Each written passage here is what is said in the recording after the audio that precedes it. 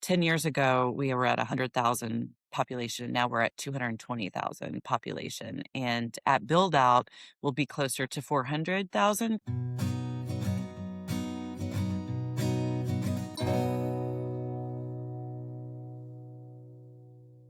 Welcome to this episode of the Building Texas Show. I'm excited to be in McKinney, Texas today, talking about ecosystem planning, EcoMap planning with Sherrod from EcoMap and Lisa from the McKinney Chamber of Commerce. And I'm excited to have both of you on here and get a lot of perspective around, well, when I think of McKinney, the last 20 years have just really seen it change. Lisa, how have you kept up in McKinney, Texas?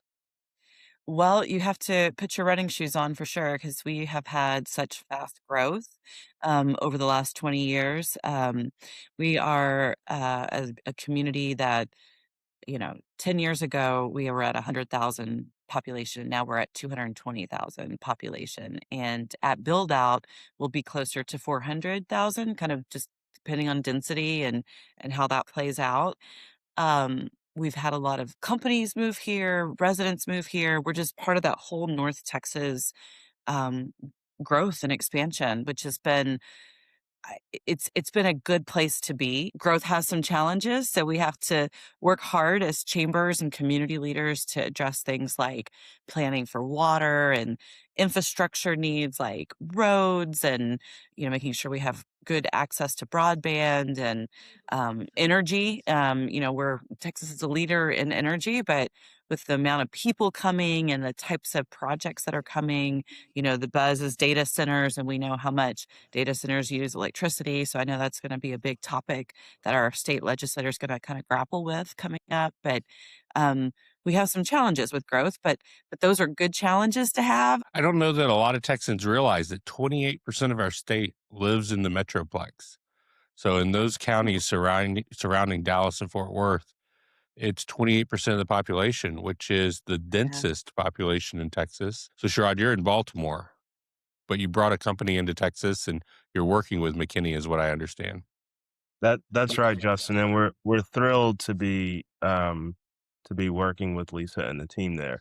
I think one of the things that we really like to do is sort of run towards the dynamism, right? You both talked about how much McKinney is exploding. I think Lisa said 100K to 200K, potentially 400K. And that pace of change makes it really, really important to make sure that you have a technology solution that can be adaptive to that pace of change.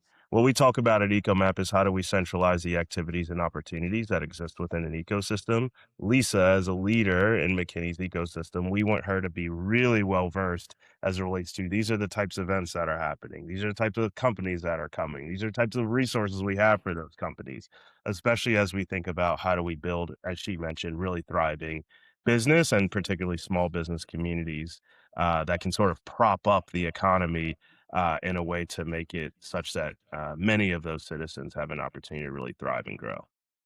I think about chambers in my experience, they always know what's going on in the community, and they're often a first stop for somebody that's moving into a community.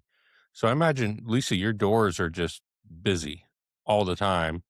But how do you use EcoMap to stay ahead of what's going on in a community of that size and at that rapid change? Absolutely. So this product, when it was first introduced to me, was very attractive because as a chamber, we do pride ourselves on being known as the source, right? Like you come for information, whether it's, we always laugh because we get phone calls from people in the community, and they might ask for a phone number to a business or organization, and I think, well, how I'm gonna Google it. Like, I mean, how did you find my number? But I laugh about it, but I also at the same time, I love it because it means that people view the chamber as being a trusted source of information, and that if you don't know what it is, call the chamber. But that's becoming a difficult thing to stay ahead of the curve on because, as you mentioned, we're in a very growing area. There are all kinds of resources, not just in McKinney, but in our situation, because we are part of a large, the DFW Metroplex area. There's so many things out there that it's difficult to stay in the know constantly. And we also live in an environment where things change very rapidly. And so when I was introduced to this product, it was it really met a need for us because it allowed us to stay in the know, and to have um, a company that can go and really source all of these resources and put them together and then stay on top of it and keep cleaning it up. So for me to be able to have that and not have to, I'd have to hire a person, Yeah. and that would be an expense to our organization and they would just be just kind of a data hound. And this company comes in and for a much lower cost can come in and really use technology to keep us ahead of the game, for So sure. when I think about my chamber, I think of membership organization Mhm. that is really driven by ribbon cuttings. And Yeah, but I see chambers like yours and other chambers around the state evolving into so much more than just the ribbon cutting. And I think it has to do with the data that you collect and the answers that you're answering for your members, because they're not just looking for, oh, help someone find my business anymore. yeah, It seems like they're really looking to integrate into a community, and that's a bigger ask. absolutely, yes. So, chambers are always be a great place to prop up and give companies visibility, whether it's a ribbon cutting or, an online presence or, um, believe it or not, we still print a map and it surprises me, but I people want maps, like to a folded out map. So as long as they fly off our shelves, we'll still do it. But with that, we have to, as you mentioned, we still have to evolve. So we can keep those traditional things that we do that are in our wheelhouse and we can do those things. But to your point, we have to be more than just providing visibility. We have to one of the things in our strategic plan that we look at is be a problem solver for businesses. They're trying to run at a fast pace and they need a partner that's going to help them take those pain points out, and give them that shortcut so that they don't have to um, search the web and try to validate different organizations or resources or funding mechanisms or all those things that they need. And that's why for us, we before I met Sherrod and his team at EcoMap, we had in our strategic plan that we really wanted to build out our digital assets because we wanted a company to, especially these entrepreneurs or a small business, they're not in their traditional hours of 8 to 5 looking this information up. They want to at midnight be able to find the information that they need, and so that was really a goal of ours. So when this we found out about EcoMap, we're like, "This really does meet what we're looking for." And Sherrod, I'll jump over to you and say you've had the ability to look at organizations across the country.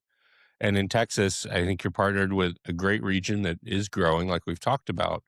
But what are those people looking for in a map when they come to EcoMap or when a client finds your site through the chamber? What are they coming there looking for, and what are you putting on the map? Yeah, great question. Everybody wants funding. Don't we Everybody all? wants Yes. funding. Show me the money. Out. And so we always see high engagement with funding. You know, what's funny, when we first started the business, we've been keeping this data up to date for a long time, but it wasn't until recently that we started really introducing what we call internally sort of more dynamic data assets, things like events, things like news, and there will be more innovation, I think, to come. But obviously, funding is typically number one. Events, though, are really popular. I can't tell you how many customers come to us and they're like, I am desperate for a community calendar that doesn't rely on Justin or Bobby or someone else to come in and like, what events are you having this month? Like Justin is running his own event, right? Lisa, as the convener, as the ecosystem builder in McKinney, wants to promote that event for her members, but like Justin doesn't want to duplicate that event twice. And so that was a big unlock for us as well.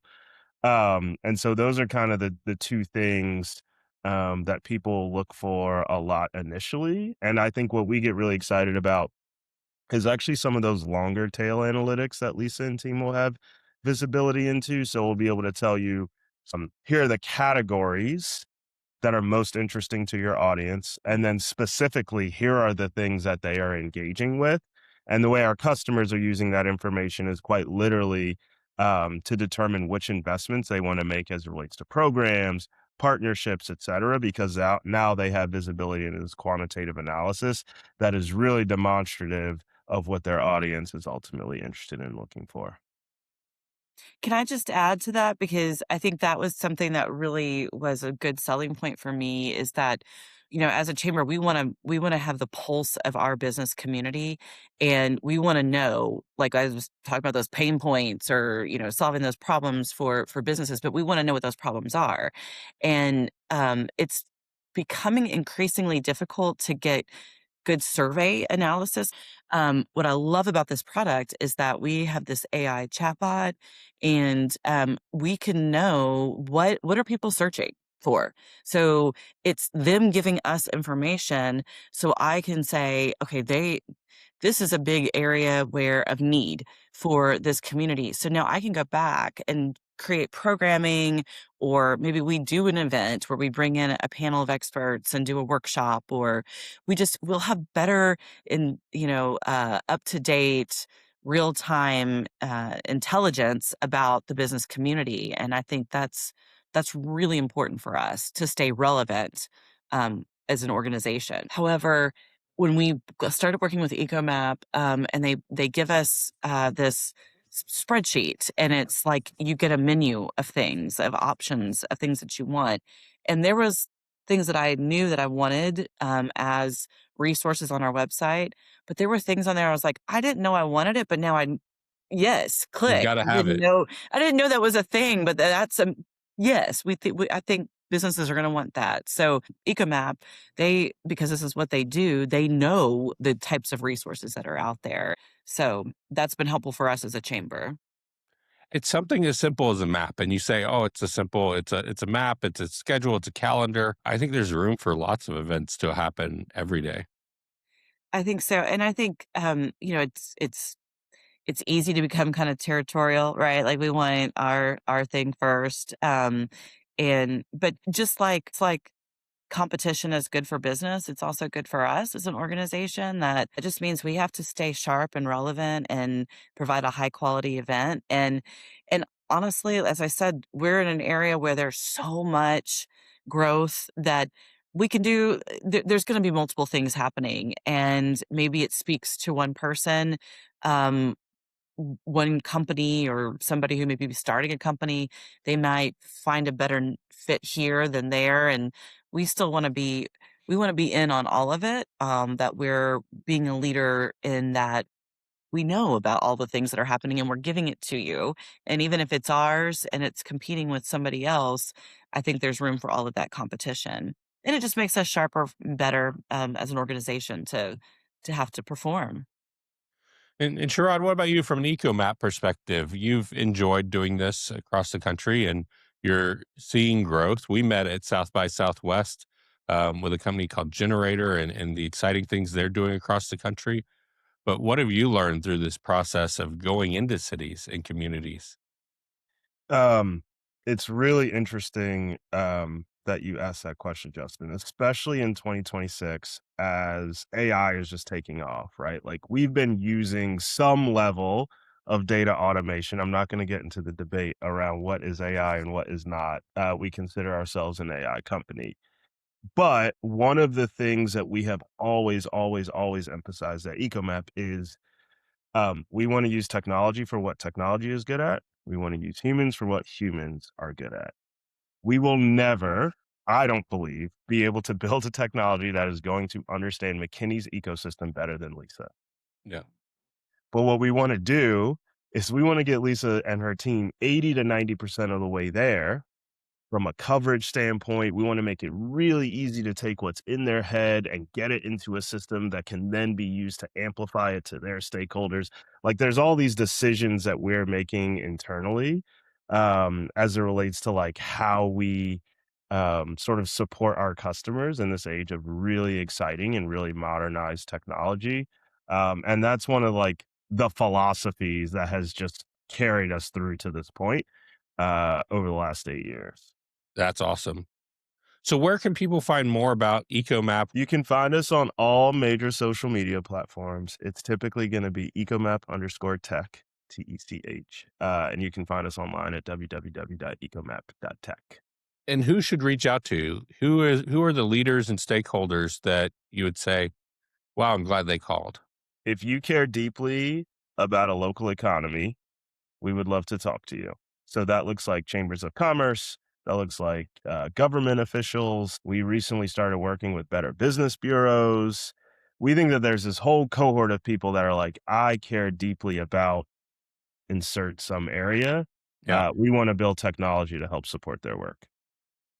Awesome. And Lisa, McKinney has a lot going on, but where would I go to find more information? And what are you excited about this summer?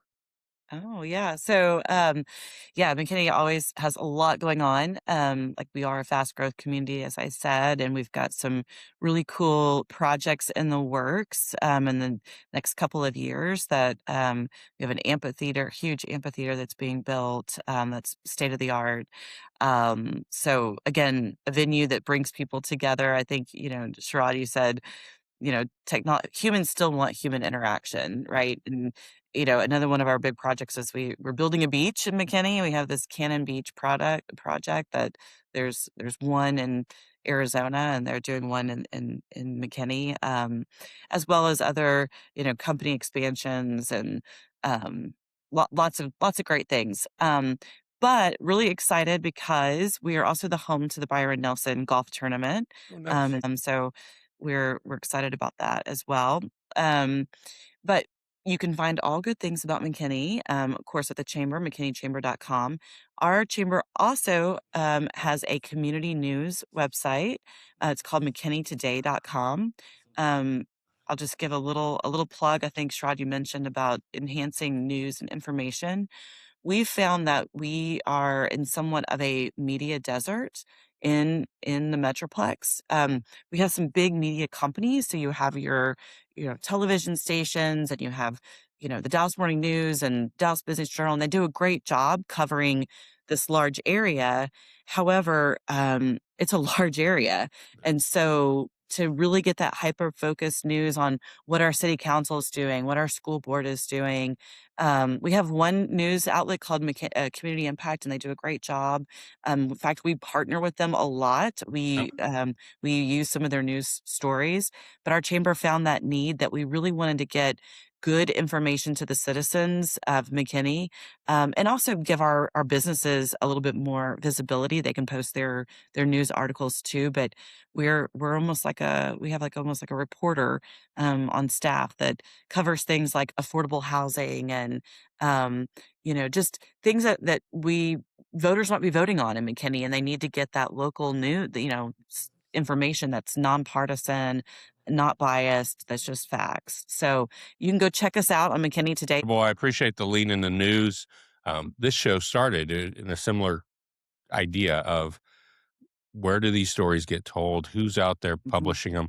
I really do appreciate John Garrett and everything Community Impact does across the state. It's all so interconnected. And I think that's what I appreciate about this conversation with EcoMap, Yeah. about really putting it on paper and helping people find resources and tools they need, whether it's funding, a mentor, a Yeah. place to go find friends when they just moved to the city of 100,000 new people.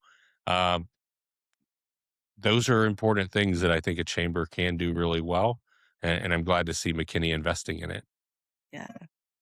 Thank you. Well, I've so enjoyed the conversation today, and I'm going to be looking forward to coming up to McKinney and checking out some golf, checking out a lot of other things that happen around there. And then Sherrod, Where will we see you next in Texas? I think you've got a lot going on.